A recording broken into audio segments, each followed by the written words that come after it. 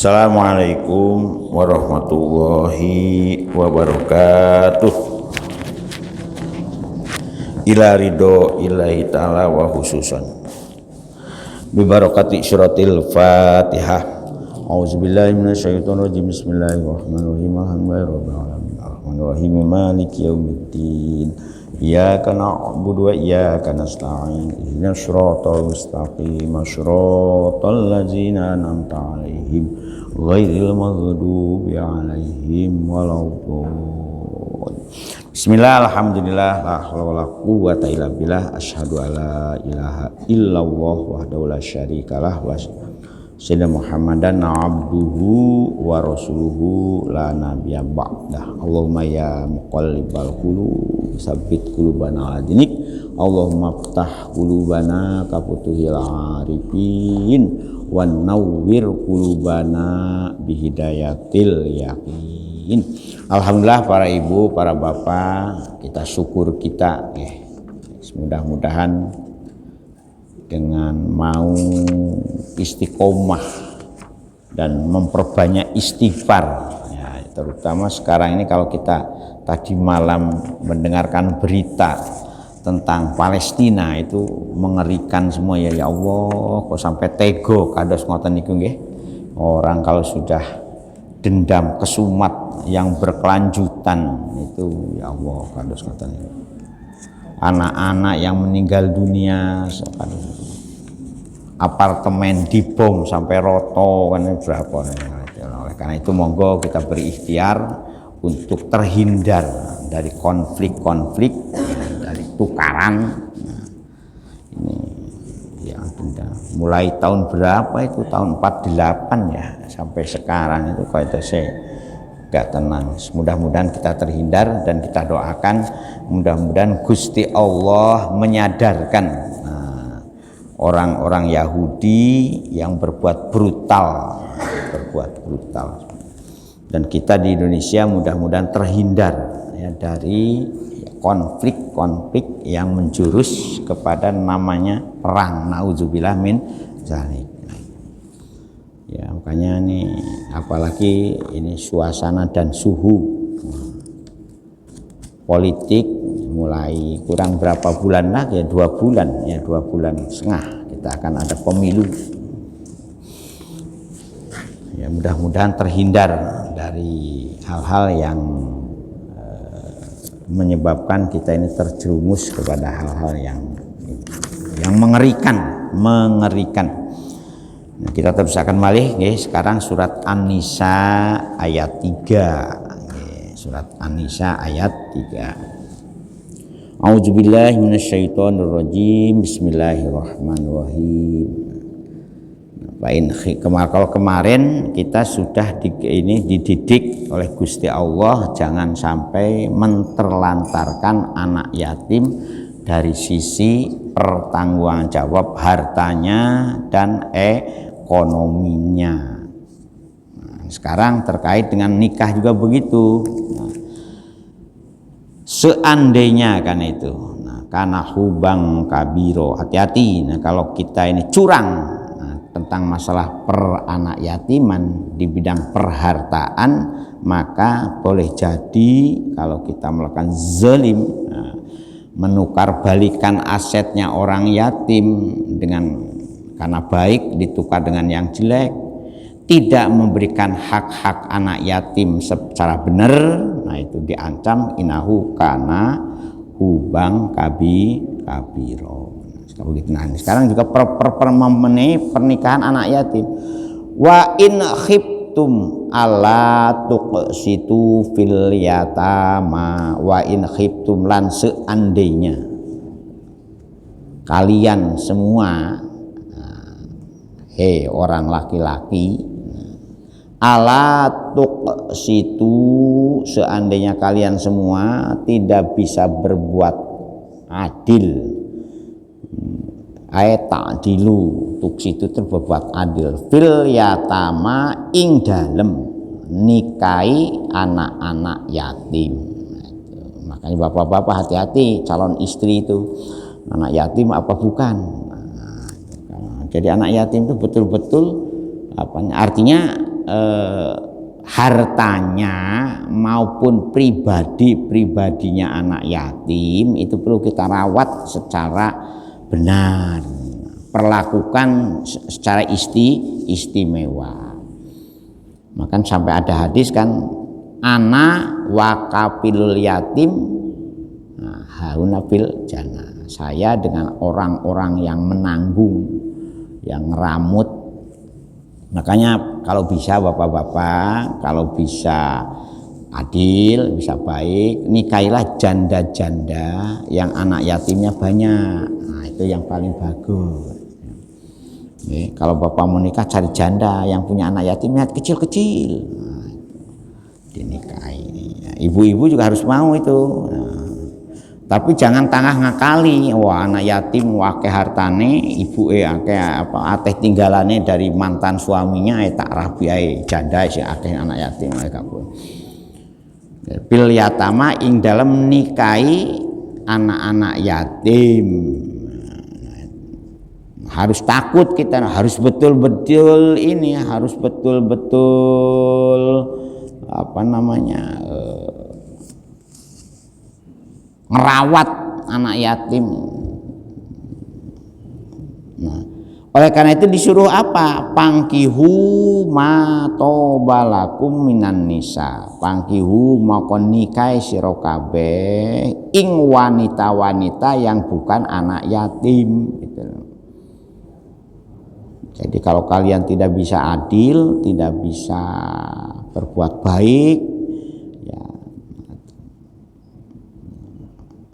tidak bisa sayang, jadi sayangnya itu harus khusus, yangnya itu yang khusus. Kalau nanti pangkihu maka tazawwaju tegeni kau sira kabeh ma kata ma di sini bimakna man. Nah, sebab dalam bahasa Arab itu biasanya ma itu untuk barang selain orang, li ghairi akilin. Sedangkan man untuk manusia. Man anta bukan ma anta kan, man anta siapa kamu. Dalam bahasa Arab jadi ada. Nah, tetapi di sini bermakna ya. Pangkihu makan nikau sira kabeh wong lanang-lanang man ing wong toba kang condong cenderung kang milih nyenengno si man lakum ing sira kabeh ya. Jadi mencari calon istri dan calon suami itu dasar mahabbah itu memang harus ada. Walaupun awalnya dipaksa. Kalau kita kan dulu zaman orang tua sampai tahun 80-an cikongan, nggih, dipaksa itu. Wis awal. Karena wali atau ayah dari anak perempuan dalam pendapat Imam Syafi'i punya hak ijbar, punya hak paksa untuk menikahkan anaknya dengan siapa yang cocok menurut orang tuanya. Termasuk saya nih Bu, saya ini tidak ada namanya kata pacaran. Nah, alhamdulillah maka konsekuensi dijodohkan, punya tugas ngurusi masjid dan ngurusi yayasan di Kebon Sari. Jadi saya dengan calon istri itu baru tahu setelah dilamar. Yang melamar bapak-bapak dan ibu-ibu tahu benar itu. Alhamdulillah. Nah, tapi ya,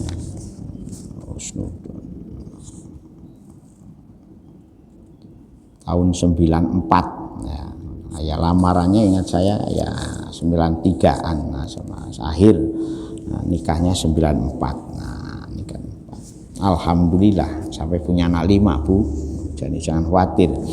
Ya, itu walaupun tidak kenal saat durunge rapi saat durunge lamaran. Nah, sekarang ini kan ada ta'aruf. Ya, ada ta'aruf dulu boleh memang untuk berkhitbah itu boleh.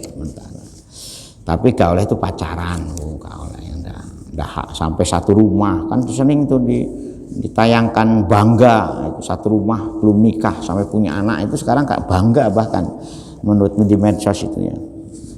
Artis-artis niru ilmunya perartisan. Nah, itu dilakukan oleh orang tua. Nauzubillah min zalik. Kita ini jaga.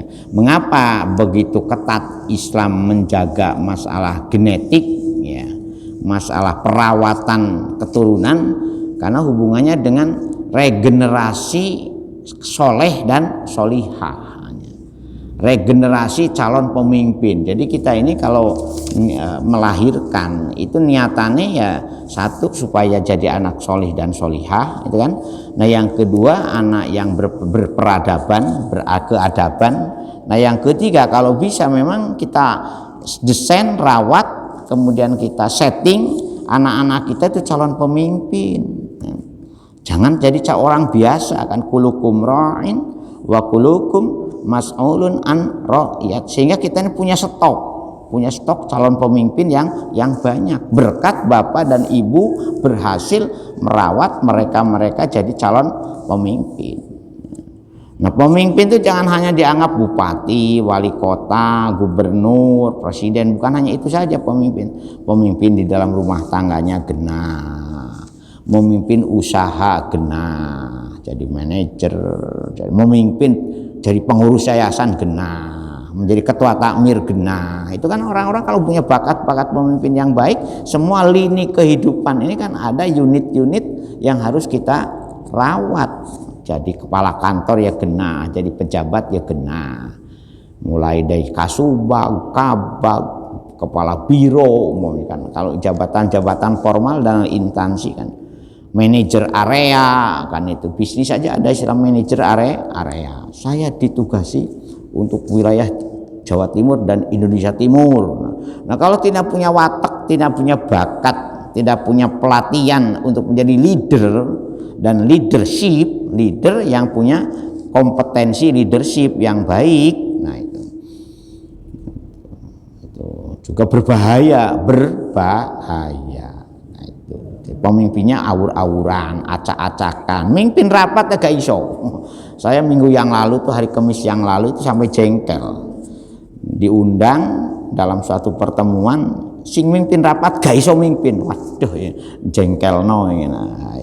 Masalah tukaran lagi, akhirnya ya jadi masalah mimpin sidang, mimpin rapat sendiri harus punya ini sendiri, itu harus punya nyali sendiri ya.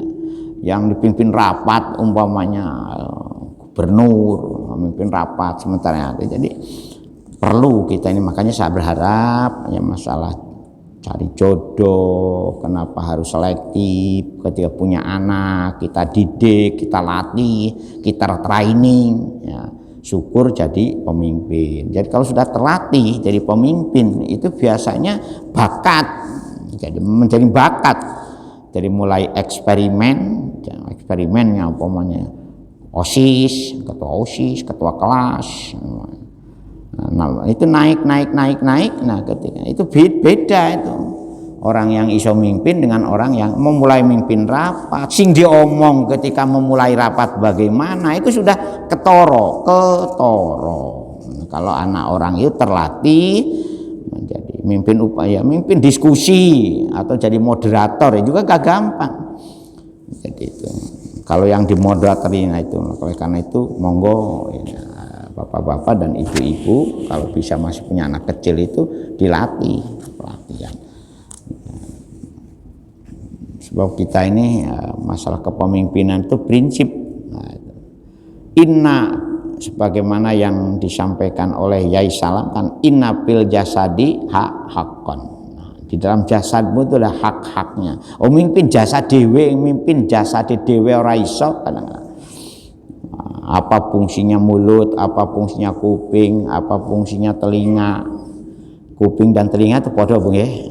Apa fungsinya hidung, apa fungsinya tangan, tidak dikendalikan secara profesional, maka laku kita ini ragenah. Fangkihu moko nikahi sira kabeh wong lanang-lanang etazawwaju tegese nikah sira kabeh ma aiman ing wong toba. Mannya di sini wong wedok, masa wong lanang nikahi wong lanang gak oleh. Ini wong wedok. Ma ing tiang-tiang estri ing wanita-wanita toba, istri yang toba. Nah, Toba ini coba jenengan teli itu tuh apa namanya, istri wanita yang memungkinkan daya tariknya itu betul-betul tumbuh terawat. Kalau sudah daya tarik, daya cinta, daya mahabbah, daya rohmah itu kan jalan. Jangan sampai nikahi wanita yang setengah hati. Ya, ibu-ibu juga gitu, menikahi calon suami setengah hati. Zaman sekarang, kalau dulu itu dipaksa juga jalan. Sekarang ini gak bisa. Anak sekarang ini dijodohkan, nah, makanya perlu anak dulu ini, perlu ada PDKT macam-macam. Napa PDKT, Bu? PDKT. Ada chemistry katanya.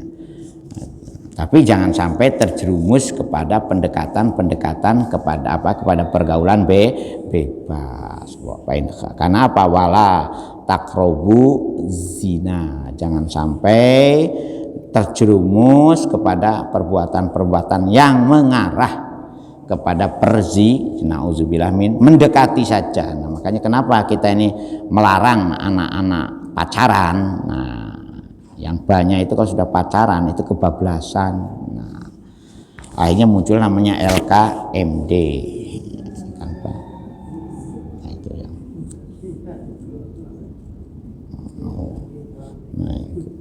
ML apa? ME. Napa Bu ME? Married by accident.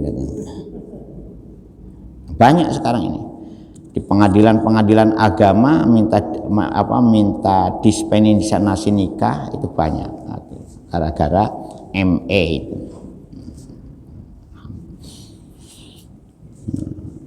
Sehingga membingungkan, di samping mengaburkan bagaimana hukumnya. Yang kedua, nah itu kacang ora ada saka lancarane, wangel itu didikannya angel. Dan sekarang insya Allah boleh berapa? Nah ini jadi man minan nisa, jadi sinten mawon boleh awakmu wong lanang-lanang. Kalau kamu khawatir menikahi anak yatim dan kamu tidak bisa ngerawat secara baik, secara adil, secara kasih sayang. Jadi ketika jenengan punya istri awalnya anak yatim, itu ekstra kasih sayangnya tuh harus ada, ekstranya kasih sayang. Pangkuma tobalakum minan nisa masna, ya boleh. Boleh apa enggak masa? Nah, karena toba kecenderungan orang laki-laki ingin punya istri ya, 2, 3 sampai 4. Isnata ini 2 itu. Atau ada juga yang menjumlah itu 2 ditambah 3 ditambah 4 jadi berapa, Bu? 9. Karena apa? Karena konon Rasulullah itu istrinya itu 11, kan? Tapi yang betul-betul merdeka itu 9. Maka kan sampai dimasukkan TV toh, ada seorang suami punya istri sampai 9. Ada lagi yang menjumlahnya itu masna dikalikan 2 kali 2 4 ditambah 3 kali 3 9, jadi berapa? 13 ditambah, kan ada yang sampai itu.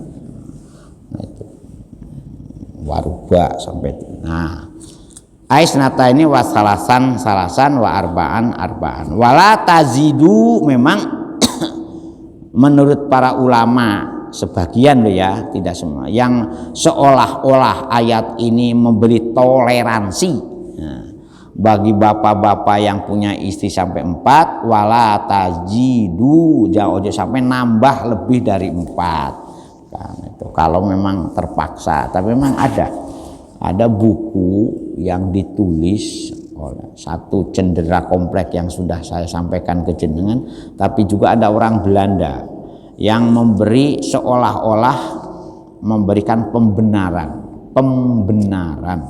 kalau laki-laki itu boleh beristri sampai 4, karena dihitung dari beberapa aspek. Aspek pertama, aspek masa haid. Nah, orang perempuan. Nah, orang perempuan kan ada perhedan, Pak, menstruasi. Nah, kalau bahasa itunya Bu, itu 1 bulan itu kan tergantung. Kalau yang paling pendek waktunya itu berapa Bu? 1 hari semalam. Kalau umumnya, lumrahnya umumnya 6 hari atau 7 hari. Paling panjang berapa? 15 hari. Nah, kalau istri jenengan headnya 15 hari, sementara daya kuatnya ini ekstra, selama 15 hari bingung gimana kepalanya ini. Makanya ada yang mengaitkan seperti itu.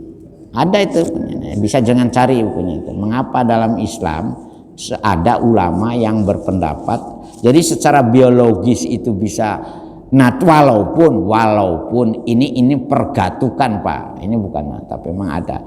Yang kedua menyangkut masalah kepuasan, kepuasan hubungan biologis. Orang perempuan ini kalau melakukan hubungan ini perlu ada waktu, kenyamanannya, termacam-macamnya. Makanya itu pernah teman saya itu ngisi di GTV tentang bagaimana keharmonisan hubungan biologi suami istri. Memang ada beberapa hadis yang mengatakan kalau kamu dengan istrimu ojo sampai koyo hubungan biologisnya binatang. Orang perempuan itu harus ada ininya, harus ada. Itu ada yang mengait-ngaitkan seperti itu, Bu. Mengapa sampai 4? Karena ada waktu, ada durasi waktu. Laki-laki itu kadang-kadang ya itu kalau yang itunya tinggi, istilahnya hiper, tapi jangan diteruskan hiper. Nah, itu kan tubruk sana tubruk sini, nah daripada berbuat zina. Jadi hubungannya dengan zina. Nah, itu kalau tidak ibunya kurang pinter apa namanya. Nah, di masa-masa haid terutama yaitu perlu ada exit tol apa yang ada exit darurat. Makanya dalam maka muncullah teori pernikahan itu monogami apa poligami. Undang-undang perkawinan di negara kita memberikan landasan ideologisnya itu monogami. Makanya kalau laki-laki yang terpaksa ingin nikah lagi harus seizin istri tua. Tapi mana ada istri tua yang mau mengizini, angel. Walaupun menurut teorinya semua wanita itu mau dimadu, kecuali istri pertama. Akhirnya kan gak ono toh, tetapi bagaimanapun ya. Fa in khiftum, seandainya kalian itu khawatir, ketika menikahi istri lebih dari 1, khawatir apanya? Allah ta'dilu, tidak bisa berbuat adil. Fihinna ing dalem punya istri luwih dari siji, loro, telu atau papat.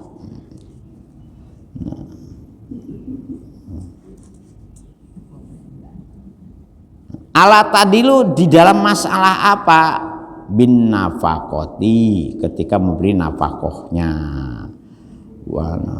Gak duwe bondo lebih, kok ingin punya istri lebih. Itu bukan istri pertama aja terkatung-katung dan terlantar.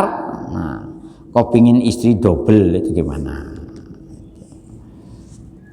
Wal kosmi dan ing dalam giliran. Jadi jenengannya kalau punya istri lebih dari 1 Pak Yahya, itu harus dijadwal kapan di istri pertama, kapan di istri kedua, berapa napakoh untuk istri. Nah, kalau istri pertama punya anak 10, wah, jadi perlu diperhatikan 10 anak itu dirawat dengan baik. Sebab di Jawa Timur itu pernah terjadi ada seorang suami nikah lagi, ya, anak dari istri pertamanya kurang mendapatkan perhatian yang cukup, akhirnya menggugat ke pengadilan. Itu dimenangkan, anak menggugat bapaknya gara-gara tidak bisa memberi nafkah secara wajar. Dimenangkan di pengadilan.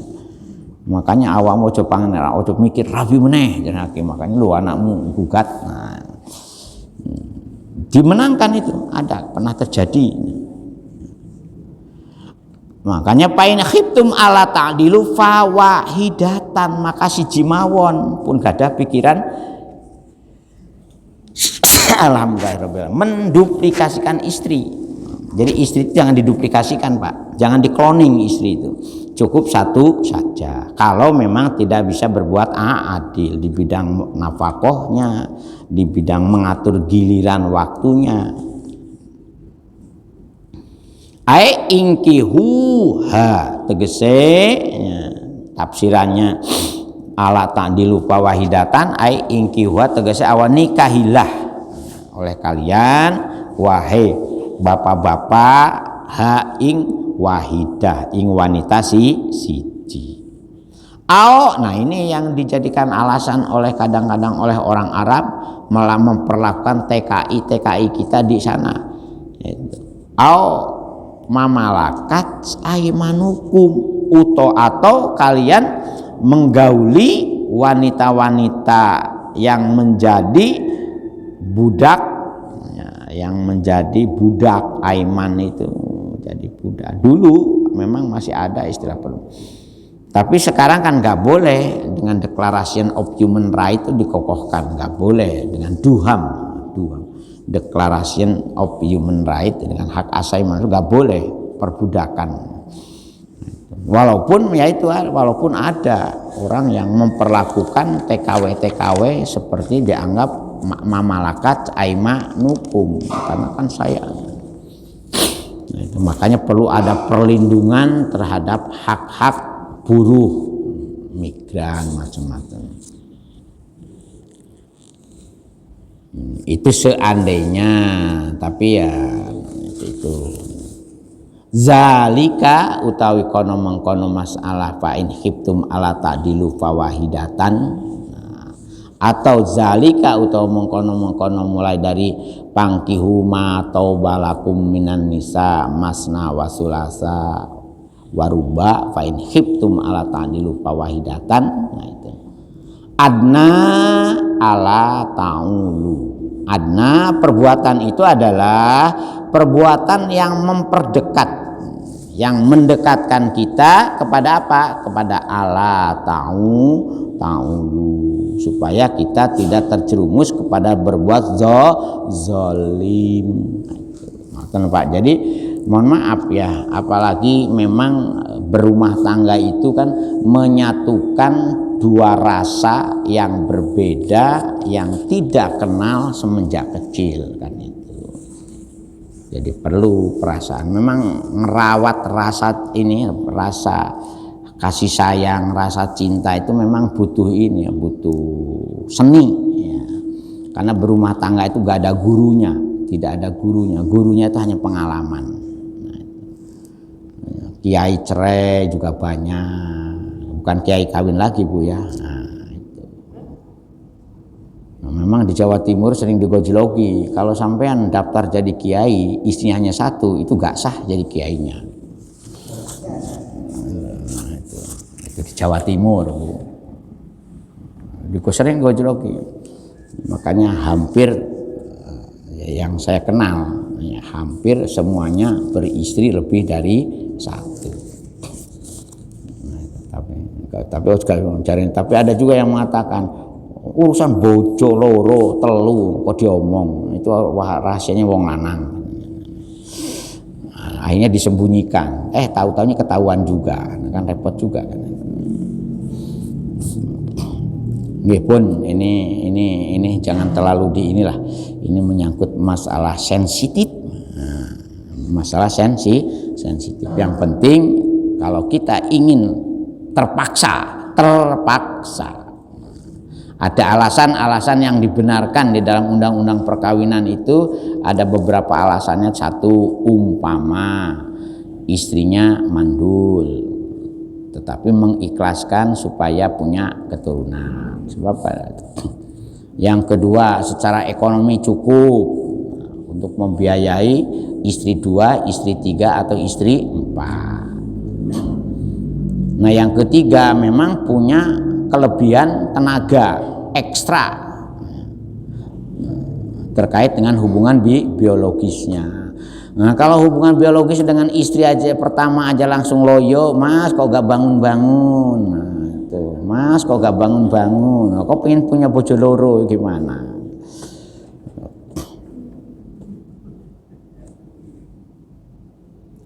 Makanya karena apa? Hubungan biologis dalam pernikahan itu memang awalnya, makanya golongan Imam Syafi'i menekan an-nikahu ay al-wat'u. Nikah itu memang tujuan intinya itu adalah menghalalkan hubungan biologis. Itu tujuan dasarnya itu menurut pendapat Imam Syafi'i. Karena apa? Ahalan nikah haromasi syifa, karena kita diharamkan untuk berbuat zina. Jadi kalau atau ada lagi ungkapan orang-orang yang mulutnya gak beres, gak apa-apa,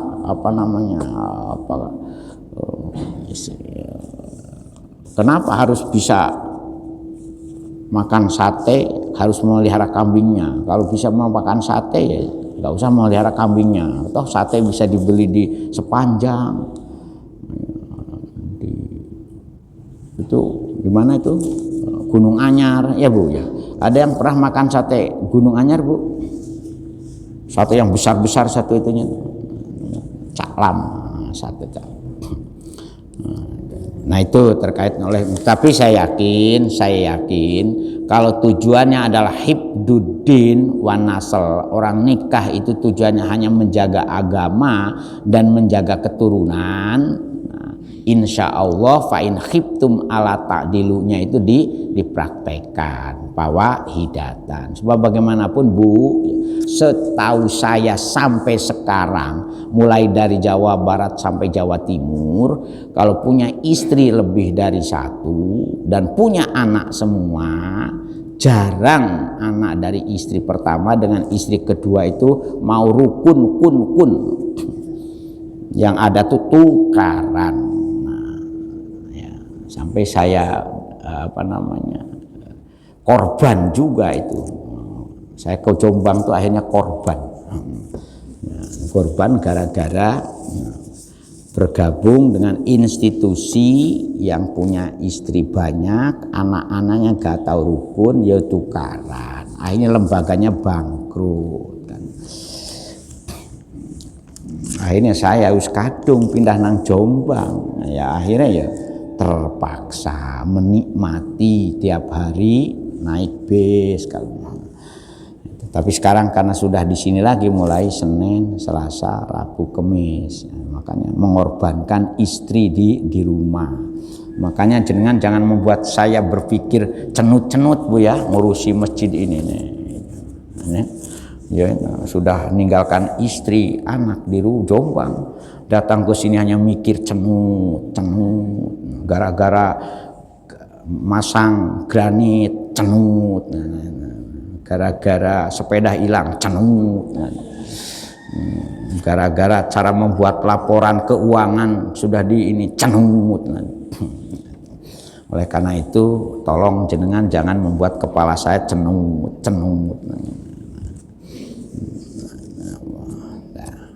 Wa atu lan nohoni ai utu berikanlah an-nisaa ing istri-istri kalian soduqotihinna itu mas kawin. Ketika panjenengan nikahi perempuan, berilah mereka itu mahar atau mas kawin. Memang mas kawin itu bukan rukun nikah, tetapi wajib ada bagi seorang laki-laki ketika ingin menikahi istri seorang perempuan. Tapi untungnya ini dalam Islam sodukotin. Jadi sodukotihina itu jamak dari kata sodukotin. Sodukot bukan sodako. Sodukotin itu artinya mahar. Mas kawin. Mahar itu bahasa Arab, Bu. Mahar itu bahasa Arab. Jamanya muhurohunna. Berilah wanita-wanita yang kamu nikahi itu mahar-mahar untuk mereka. Nah. Jadi dengan sukarela, jangan ada perhitungan. Walaupun dibahas juga dalam masalah perkawinan itu bagaimana mahar yang sudah diberikan kepada istri. Nah, kalau belum digauli sudah cerai, kan ada toh. Terus yang kedua, bagaimana kalau mahar itu dicicil atau mahar itu diijon, bukan diijon, diutang, ya, diutang boleh Pak. Tetapi kalau jenengan sudah menggauli istri, pengantin barunya sudah jalan, maharnya segera bayar. Jangan sampai sudah menggauli sampai punya anak maharnya gak dibayar-bayar, itu bahaya. Walaupun fa'ing tibna lakum ang syai'in minhu nafsan, wa in tibna lakum an syai'in, tetapi seandainya, nah itu si istri itu saking karena istrinya sudah kaya dari keluarga kaya, mahar itu diberikan kembali kepada suaminya, itu boleh Pak, boleh. Makanya dalam Islam itu fleksibel, ya, mahar tidak harus dengan nilai ekonomis yang cukup tinggi, ya.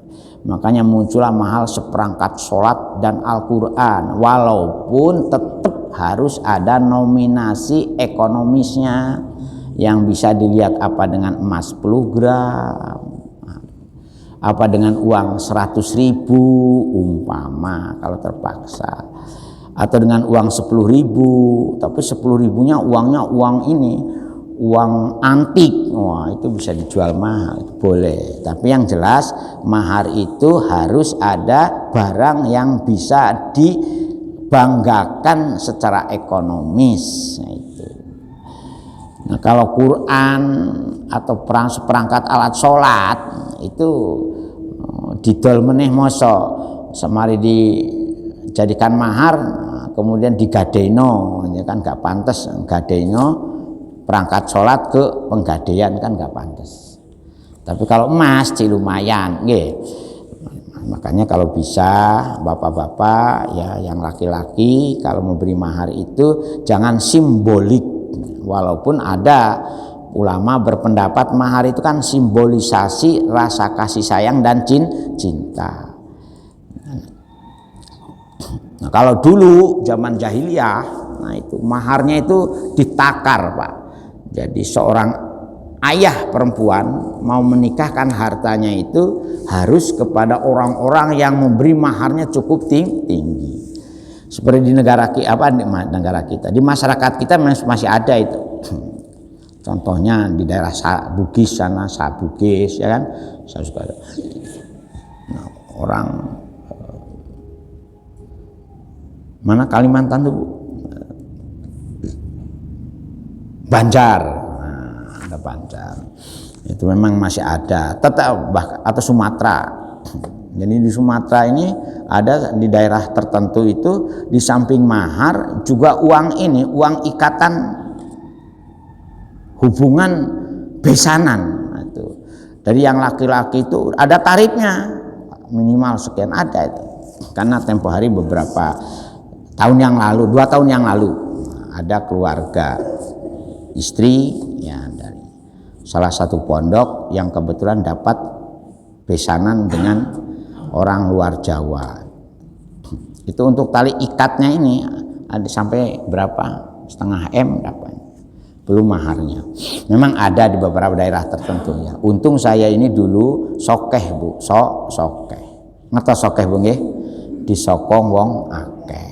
Mulai ngelamarnya, terus sampai jas yang saya pakai itu saya yang mau royoan itu. Ada orang gedangan, saya untuk jas nikah sampai nanti saya. Ada yang jasnya, ada yang sepatunya. Walaupun sepatu pernikahan saya itu hilang Bu ketika sholat di masjid, hilang. Padahal sepatunya bagus.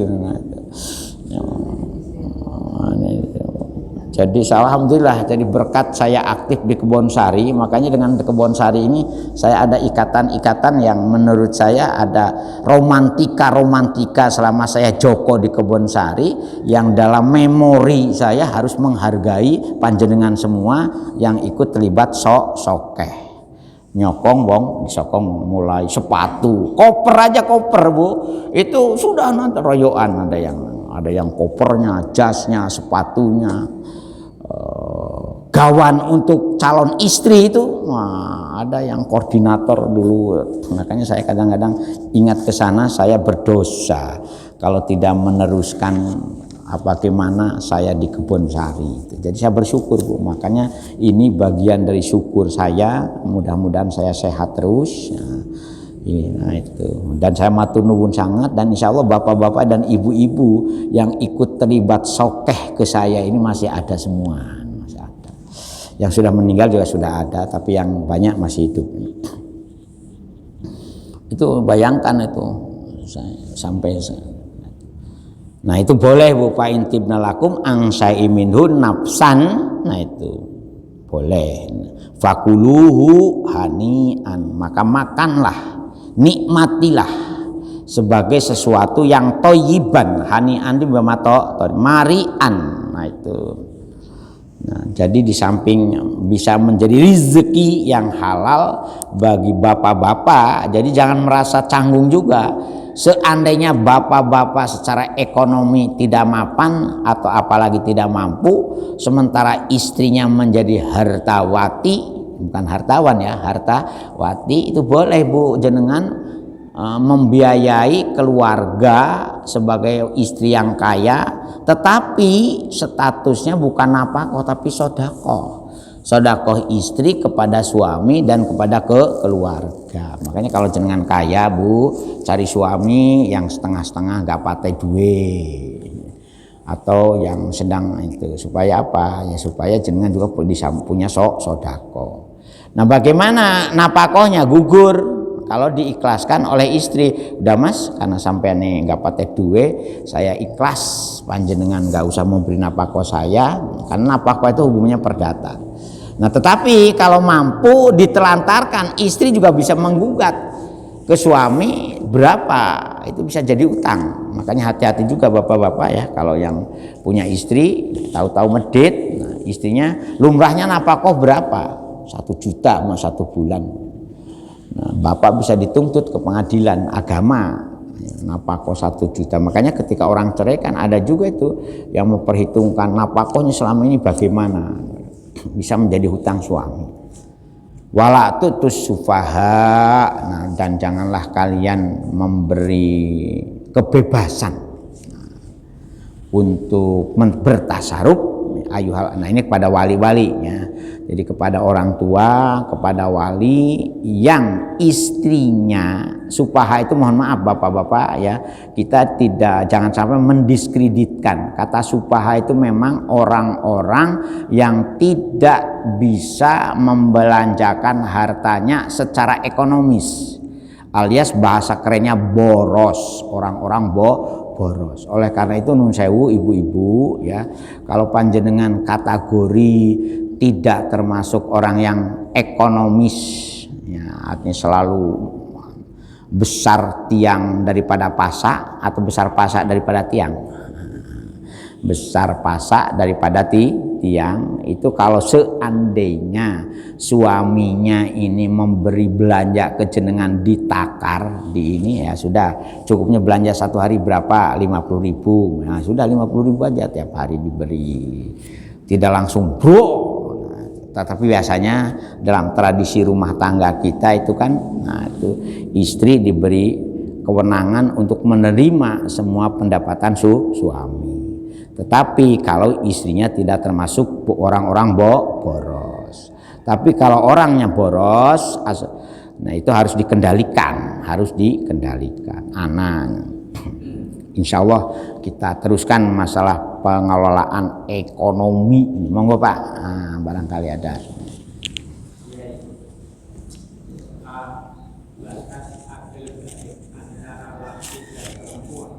Itu kan sudah jelas. Tapi di sini ayat itu wa'intum ala itu suriyatam fakikum maka mohon penjelasan ini gimana pemahaman ayat ini. Yang kedua, kalau tadi dijelaskan mas kawin itu bisa diangsur.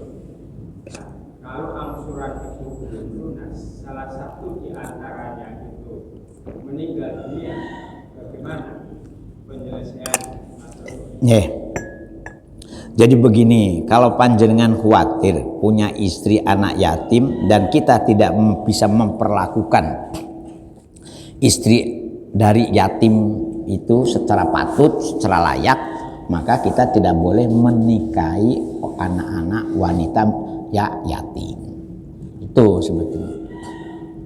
Nikahilah saja wanita-wanita lain yang bukan anak yatim. Ini kan ini. Ngoten nggih, paham nggih? Jadi kita memperistri kalau anak yatim, nah, perempuannya itu loh, nggak punya ayah kan itu, nggak punya ibu, maka perlakuan kita ini harus spesial untuk istri, calon istri anak ya, dan memperlakukan istri kalau istri itu dari anak yatim. Kain hiptum ala ta'dilu bahwa ala tuksitu fil yatama, itu ala tuksitu fil yatama. Nah, itu jadi artinya kepada anak yatim ini ada perlakuan spesial. Ya. Tapi yatimnya ketika memang dari kecil Pak ketahuannya itu. Kalau yatimnya sudah janda ya jangan yatim, bukan yatim lagi. Yeah. Yatimnya itu ketika kecil itu anak itu yatim. Kemudian dewasa. Kemudian kita nikah.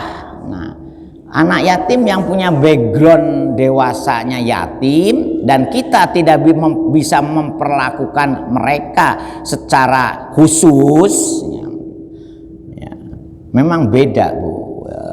Anak yatim yang kecil dengan anak. Kalau yatimnya sudah besar ya gak ada masalah Pak. Anak yatimnya sudah kuliah semester 3, ditinggal wafat oleh orang tuanya, kemudian jenengan nikah, itu bukan ya. Yatim itu batas keumurannya itu sampai balik. Orang perempuan baliknya itu ada berapa tandanya balik orang perempuan? Nanti di head. Nah, head itu rata-rata orang Indonesia ini 13 tahun, 14 tahun. Itu rata-rata. Tapi orang Arab itu bisa 9 tahun headnya. Yang kedua umur maksimal adalah 15 tahun. Kalau anak yang kita nikah dan meninggal yatimnya ini di atas 15 tahun Pak, ya juga yatim lagi itunya, itu kategorinya itu satu. Nah, yang kedua kaitan dengan mas kawin. Mas kawin itu bagaimana kalau dicicil atau diutang? Boleh kan?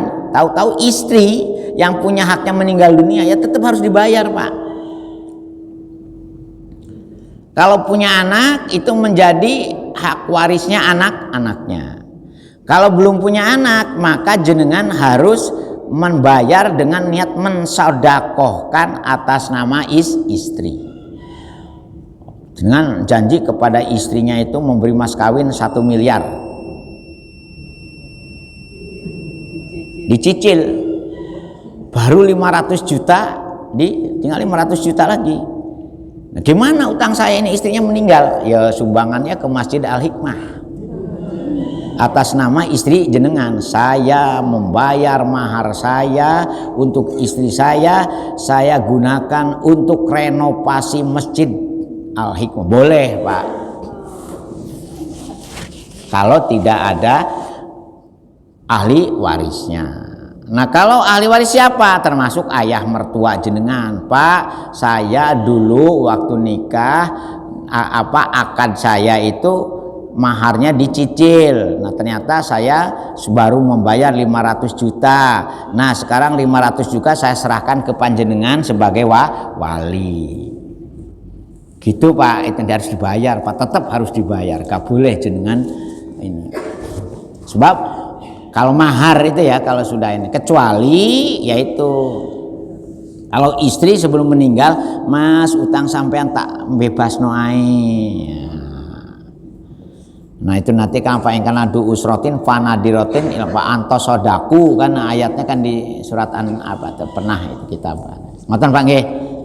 Konsekuensinya kalau tidak terbayarkan ya di akhirat sebagai hakul ada gitu. Jangan sampai dibawa mati Pak. Utang jenengan itu tetap jadi utang. Nah sekarang kalau mati suaminya gimana? Belum istri harus merelakan yang masih hidup membebaskannya itu. Contohnya saya punya utang 500 juta kepada istri, tahu-tahu saya meninggal dunia. Istri itu kalau tidak mana, kemudian dihitung dulu ada nggak aset suami sebelum dibagi waris itu untuk membayar utang. Kalau ada ambil dulu untuk bayar utang. Kalau nggak ada istri bisa membebaskan. Utang itu kan urusan perdata. Ada pembebasan kalau yang dihutang itu membebaskan, maka hutang ini tidak menjadi hutang, menjadi sodako. Ngoten nggih. Al-Fatihah. Iya karena berdua ya karena nasta'in. Allahumma min hamdan aimin hamdan syakirin hamdan wa afin ya muhikabil mazidah ya rabbana lakal hamd kama yanbaghi li jalali wajhika wa azimi subhanallah mali salatan tunjina bihan mahwal wal afat wa taqdiya bil jamal hajat wa tutahhiruna biha min jami'is sayyi'at.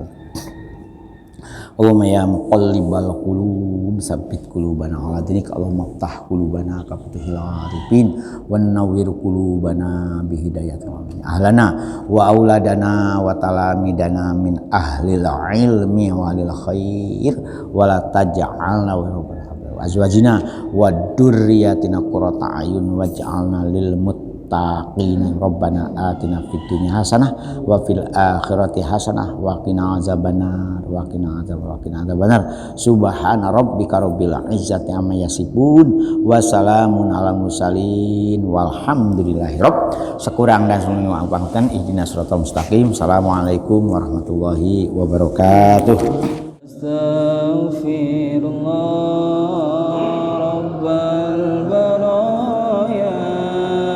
Astaghfirullah minal khataya Rabbi